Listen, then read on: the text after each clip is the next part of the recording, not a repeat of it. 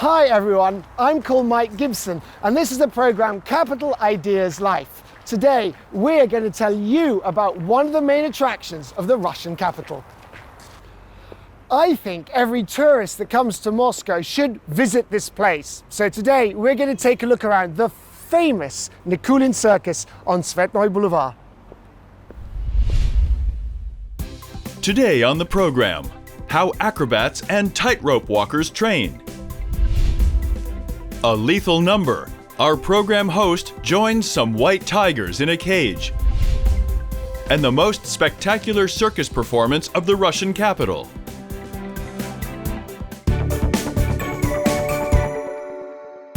Russian circus art is considered one of the very best in the world. This is evident from the fact that virtually every famous circus in both hemispheres is bound to have Russian acrobats, jugglers, or horse riders. Every year, Russian artists win top prizes at various international circus festivals held in France, Germany, and Italy. Today in Russia, one of the strongest troupes is assembled in Moscow's oldest circus, the Nikulin Circus on Tsvetnoy Boulevard. The lobby is empty for now because we've come at the beginning of the working day. We have the opportunity to see the training areas, the dressing rooms, and backstage, and to see how the circus performers work. And maybe I can come up with an act of my own. The working week at Tsvetnoy Boulevard Circus is split in half. The first half is rehearsals. As a rule, they are held from Tuesday to Thursday. There are performances on Fridays and weekends. Some days, the circus can host up to 3 performances a day. The secret of the perfect circus act is constant training. Several troupes at the circus rehearse their acts every day. It's done like this so that everything is perfect and ready for the performance. Now, we're going to watch the aerial gymnasts rehearsing.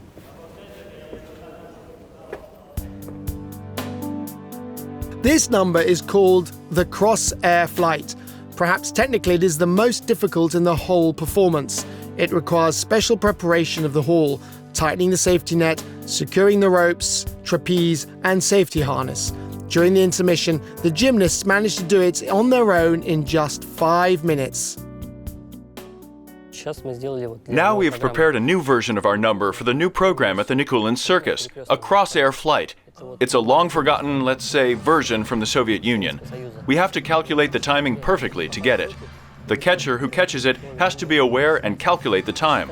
That is, we have to be in sync, and we have to work as a team. Could I try it myself? Sure, we can try. Yeah, great, thanks. It is forbidden to climb up even the safety net without proper safety in place. The aerial gymnasts fly under the actual dome of the circus at a height of about 20 meters. Stanislav Bogdanov's troupe performs not only in Moscow, they have toured almost the whole world with their program. I'm really worried right now. Is there a trick to it? What am I supposed to do? Woo! Let go of your hands on 3. 1, 2, 3. Woo! Ha! Super! Wow! Very cool. Thank you.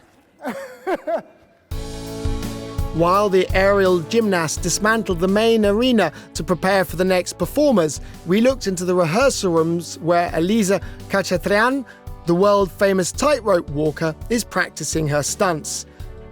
Now she exclusively performs stunts wearing ballet pointe shoes, walking on a rope stretched 13 meters high. It's very important to have inner peace of mind, emotional peace, get a good night's sleep, and to be ready. Because if you're not calm inside, it really affects your balance. So it's important to be balanced and calm on the inside. Interesting. And what kinds of stunts do you do? Initially, when I was preparing my solo number, I came to the conclusion that I wanted to do only point work. No one in the world does it from and on point. I saw that you have this unusual prop that you use. Yes, it's a fan. It helps me keep my balance. It's made of a material that doesn't allow air to pass through. So there's a certain resistance to the air, and you get a better balance. Can I try it? Oh, great. Wow. Sure, go ahead. So the first task is just to climb up. Now look forward there. Don't look under your feet. Okay, don't look at my feet. Only look forward. Put your feet like this. 1, 2. 1, 2. Sliding. The secret to successful tightrope walking is proper balance. The circus performers told us that you must always look forward and take every step correctly. Put your foot flat in front of you, starting with your toe, and glide forward on the rope. That's it. Again? The Nikulin Circus program includes another solo performance by another aerial gymnast, Veronika Teslenko. Unlike her colleagues, she always performs without a safety net. Now Veronika has won several prizes at international festivals and has worked at the famous Canadian Cirque du Soleil. I'm an aerial straps gymnast. Usually, men work in this particular genre, showing off their incredible strength, doing incredible hangs, winding up on the straps. I don't do all that because I'm a woman and I prefer to bring beauty to the world rather than strength. So my routine is a little different, mostly beautiful flying and breakaway elements. When I am hanging from a position, by one leg, by one slipper. What is the most interesting part for you? The moment we entered the arena is the most exciting, the most long-awaited. It is what we've been rehearsing for so long. We've put in our energy, our health, our time, all our love. According to a tradition that dates back to the last century, circus art in Russia is passed down from generation to generation. Now there are several circus dynasties at the Nikulin Circus. For example, Veronika's husband Alexander is a second-hand generation juggler. During his wife's performance, he is responsible for the technical components of the number. He monitors the ropes and their height. He also participates in other numbers with the families of his brothers and sisters. We juggle 3 props: rings, pins, and hoops. There are 8 of us in the number. These 3 are my brothers and sister, our spouses, and our older children. Can you tell me about the technique? From what I know, there are even and odd numbers. I'll show you a demonstration. Here are the 3 objects. They fly crosswise, hands in place.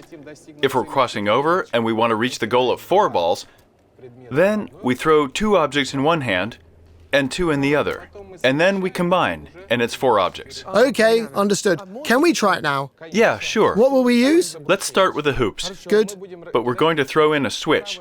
So your right hand tosses it to me, and your left hand grabs it. And we'll do 5 at a time. Half a step back, so we have the tempo. We're together at 1, 2. You're doing great. Rehearsals for a circus performer are the basis of the successful and safe execution of all stunts during a performance. Each performer has only 1 hour in the main arena to thoroughly rehearse his or her act. This is especially important for group acts where several performers are involved at once. Stand still. Control it. When an acrobat is ready to perform a stunt, he signals to the other members of the act.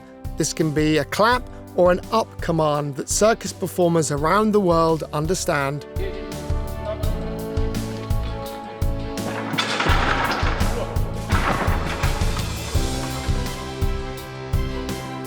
The shows currently running on the stage of the Nikulin Circus on Tsvetnoy Boulevard involves several troupes with different acrobatic numbers. Not only graduates of circus schools, but also professional athletes perform in these numbers. Acrobatics is, shall we say, the fundamental form of circus art. Acrobatics is also the starting point for aerial gymnastics and competitive gymnasts. This is the beginning of beginnings. Our number consists of 2 parts. We have an inflatable track. It's like an inflatable mattress that we jump on. And the second part is a double mini trampoline that we bounce on. We have people from different sports in our number. The girl we have is a gymnast. The blonde guy is Pasha Kurkin. He's a diver. We have acrobats. They jump on the track. There's Pasha Kurkin.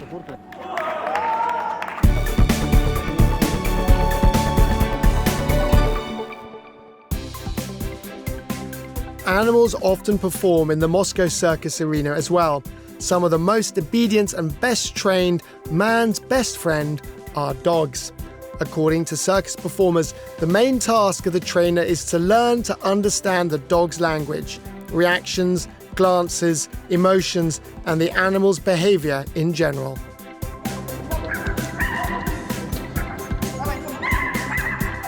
When training a dog, trainers use what's called the nurturing method. It is important to continuously encourage the animal. The main law of training says the action that is not rewarded is not repeated. On average, it takes about 6 months to train a dog in basic commands and tricks. According to the trainers, the most experienced dogs in the Nikulin circus can distinguish over 300 human words.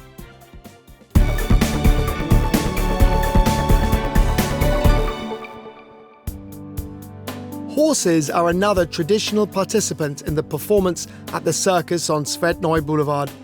Like all animals, they are brought to the circus at a very young age so the animals can get used to the new surroundings, bright lights, loud music, and people. From there, they start learning basic actions, lifting their leg, bowing, running, or standing. Naturally, all of this is necessarily encouraged with treats, pieces of fresh carrots. Some of the commands are carried over from French. All others are derived from German, from the old textbooks. The Russified commands, well, what can I say? They're sit, stand, play dead, things like that.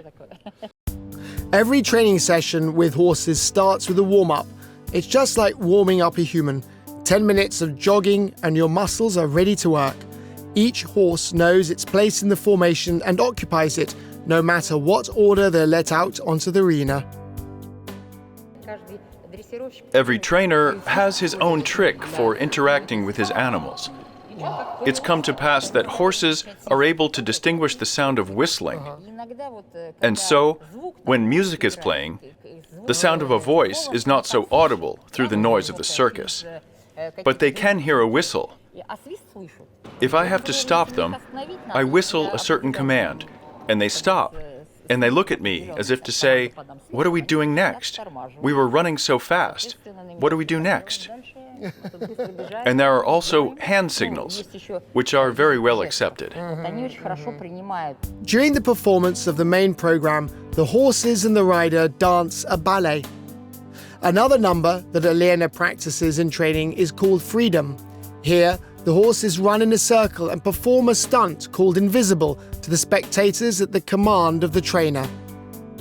I tell them what to do, and they dance by themselves.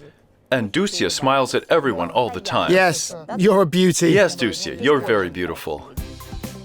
One of the most spectacular acts at the Nikulin circus is the performance of predators. As soon as a protective screen appears in the arena, before the tigers or lions even appear, the fear of many spectators is apparent.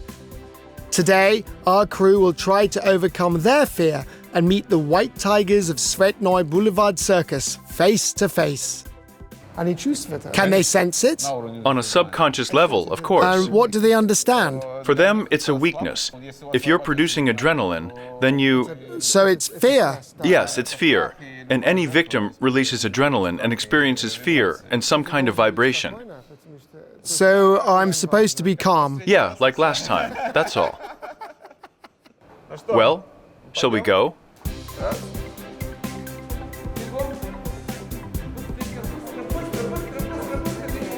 Come on in.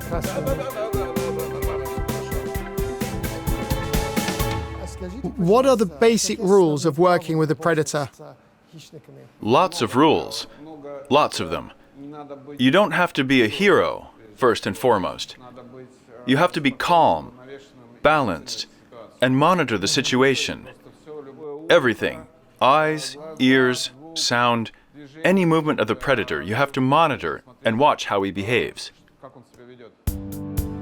Tigers, like other circus animals, are accustomed from childhood to loud music and spotlights. All this becomes a normal environment for them and does not affect their behavior. Also, from the first months of their lives, the predators are accustomed to humans and the trainer develops a rapport.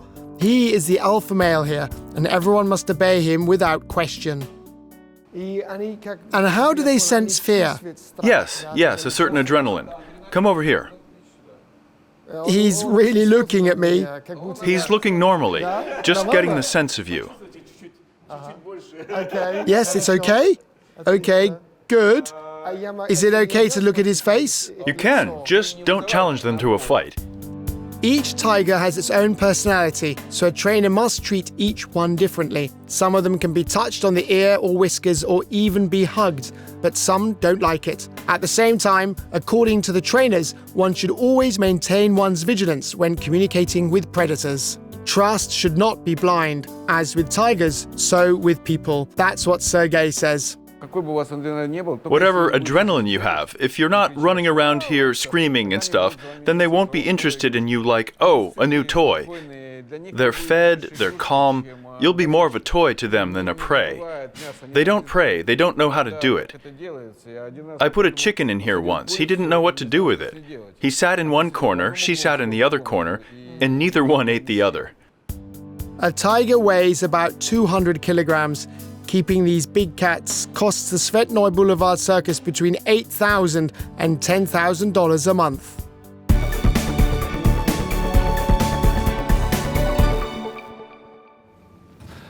We're back in the circus. By the way, this place looks the same as it did 140 years ago.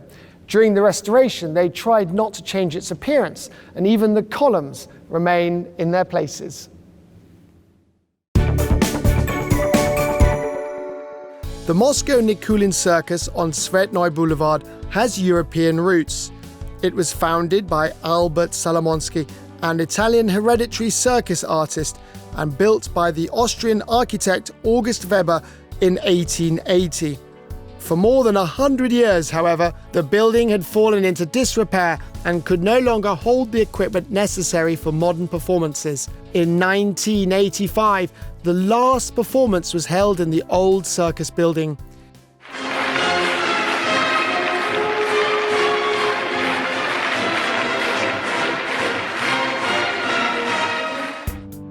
During the reconstruction, the size of the additional rooms was increased several times. A rehearsal space was built, the foyer was renovated, and the height of the dome was increased to 25 meters. At the same time, the historical facade and even some of the furniture were preserved. 4 years later, the circus reopened at the same address. My dear guests, the circus is up and running, and you are its first spectators. I congratulate you. The famous Soviet actor Yuri Nikulin devoted nearly 50 years of his life to the circus. Here he worked as an assistant to the famous Soviet clown Karandash. Then, for many years, he performed in the arena with another clown, Mikhail Shudin. It was one of the most famous clown couples of the Soviet circus. Many of their routines are still in the program.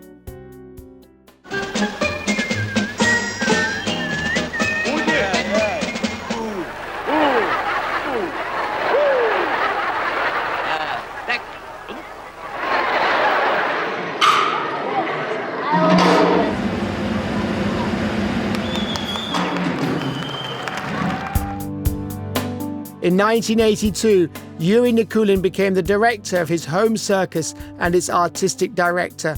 14 years later, the building at 13 Tsvetnoy Boulevard became known as Nikulin Circus.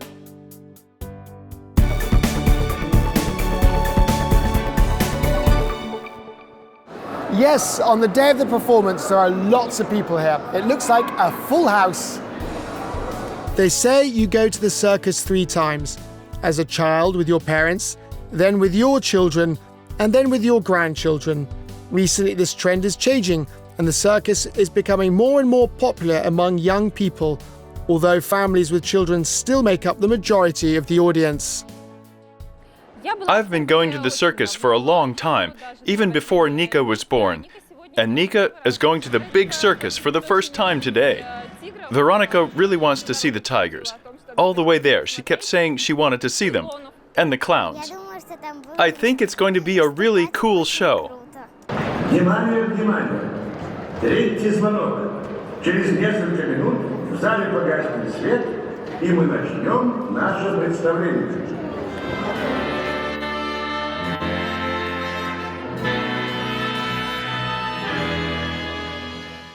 Today, the circus is hosting Nearly Serious, a show dedicated to Yuri Nikulin's 100th birthday. Throughout the show, the audience is introduced to different stages of the great artist's life. The performance begins with a recollection of his first trip to the circus with his grandfather. At that time, Yuri Nikulin was only 5 years old. We have a big circus block at the beginning of the program called The Circus of My Childhood, where everything is exaggerated, everything is big, everything is overblown. Because he wrote that back then, I felt that the trees were massive, and there were 10 elephants, maybe 15. But I really understood that there was only one, maybe 2 elephants. Then he wrote about the war and his war years. We have an act devoted to that theme. Then he wanted to be an actor, but no one would admit him to an acting school. They said he wasn't good enough. One day, he read an ad in a newspaper about a clown studio at the Moscow Circus under the Order of Lenin on Tsvetnoy Boulevard. And that's how this address appeared in my life, 13 Tsvetnoy Boulevard. We have a routine dedicated to it, 13 Tsvetnoy Boulevard. One of the most beloved circus genres among the audience is the performance of the clowns. The task of these artists during the performance is not only to make people laugh and put them in a good mood, but also to glue all the parts of the program into a single coherent piece. They are the ones who distract the audience while the arena is being prepared for a new performance. Is it hard to get the audience's attention in the stands? I think if you love your profession, it's not hard to get their attention. It's not hard to draw them to you and get them to like you. All of our jokes and gags in the reprise are prepared improvisations, but each time the audience reacts differently to my request to clap, so it's different every time. But I'm working based on a kind of inward scheme which I have prepared.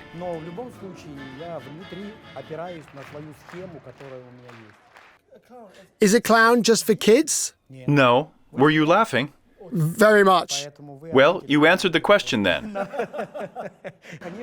Of course, all the jokes, all of our funny gags, we try out on children. If the children laugh, the adults will laugh for sure. Is your character close to who you are in real life? Well, kind of. I guess it is. When we studied at circus school, our instructor didn't try to change us. That is, he started from our internal characters. I'm funny in real life. I'm a prankster, very quick-witted. But Oleg is slow, always sedate. So, what we are in real life, we are similar in the arena.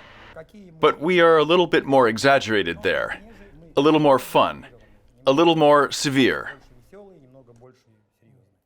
Traditionally, the circus performance is accompanied by live music. The circus's own orchestra attentively follows what is happening on stage and reacts quickly to every event in the hall, from the clapping of the audience during the clown's performance to the tiger's reactions to the commands of the animal trainer. By the way, he has only a white baton in his hand, just like the conductor.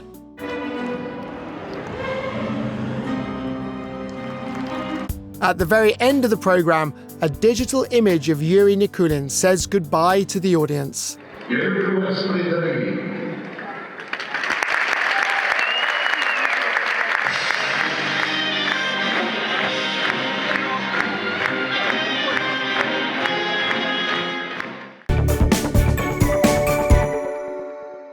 So today we visited one of the most amazing places in Moscow, the legendary Nikulin Circus on Tsvetnoy Boulevard. And with our own eyes, we saw that this brilliant circus show is constant, hard work every day. And it's all done so the audience has a fun and interesting time. So come to the circus and enjoy. You've been watching the program Capital Ideas Life, and I'm Mike Gibson. See you next time.